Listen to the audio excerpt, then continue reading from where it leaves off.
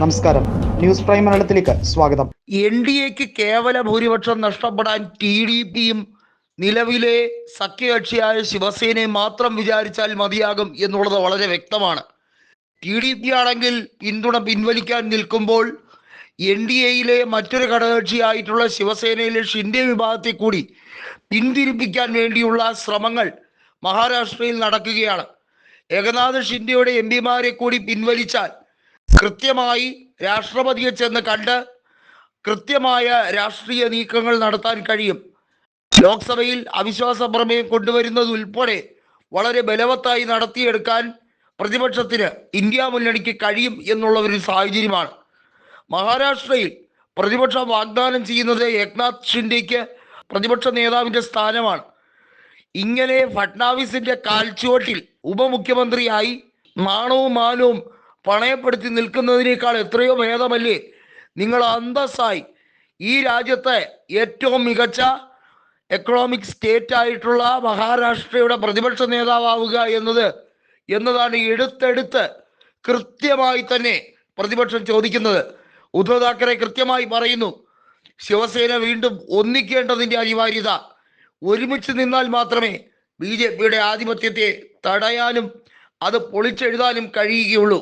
BJP ശിവസേനയുടെ ശക്തിയെ, യാഥാർത്ഥ്യത്തെ ഉൾക്കൊണ്ടുകൊണ്ടാണ് രണ്ടായി പിളർത്തിയെടുക്കാൻ അവർ നാണം കെട്ട കളികൾ കളിച്ചത്.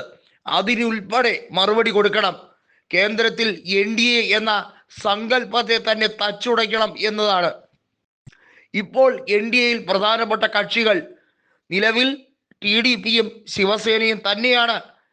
ഐക്യ ജനതാദൾ എന്നത് വെറും വാലാട്ടികളായി മാറിക്കഴിഞ്ഞിരിക്കുന്നത് കൊണ്ട് തന്നെ അവരെ പറഞ്ഞിട്ട് ഒരു ഗുണവുമില്ല എന്നുള്ളത് ഉറപ്പിച്ചുകൊണ്ട് തന്നെയാണ് പ്രതിപക്ഷത്തിന്റെ നീക്കം. പ്രതിപക്ഷത്തിനെ സംബന്ധിച്ചിടത്തോളം അവിശ്വാസ പ്രമേയം കൊണ്ടുവന്ന് മന്ത്രിസഭയെ വീഴ്ത്തണം. മന്ത്രിസഭയെ വീഴ്ത്താൻ ഏതറ്റം വരെയും പോകുമെന്ന് രാഹുൽ ഗാന്ധി പ്രഖ്യാപിച്ചതാണ്.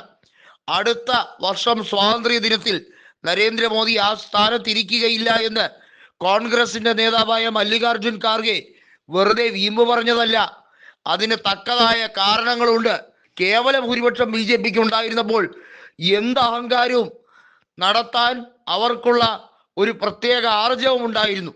അമിത്ഷായെ സംബന്ധിച്ചിടത്തോളം അതൊക്കെ നഷ്ടപ്പെട്ടു. സഖ്യകക്ഷികളെ വിശ്വാസത്തിലെടുക്കാൻ കഴിഞ്ഞില്ലെങ്കിൽ പിന്നെ ഈ മുന്നണി സംവിധാനം കൊണ്ട് എന്ത് പ്രയോജനമെന്നാണ് നായിഡു ചോദിച്ചത്. ഷിൻഡെയെ സംബന്ധിച്ചിടത്തോളം മുഖ്യമന്ത്രി സ്ഥാനത്തിന് കുറഞ്ഞതൊന്നും അദ്ദേഹം ആഗ്രഹിച്ചിരുന്നില്ല. നിതീഷിന് മുഖ്യമന്ത്രി സ്ഥാനം മനസ്സില്ലാ മനസ്സോടെ ബി.ജെ.പി കൊടുത്തതുപോലെ ഏകനാഥ് ഷിൻഡെയ്ക്ക് കൃത്യമായി കൊടുക്കേണ്ടത് തന്നെയായിരുന്നു.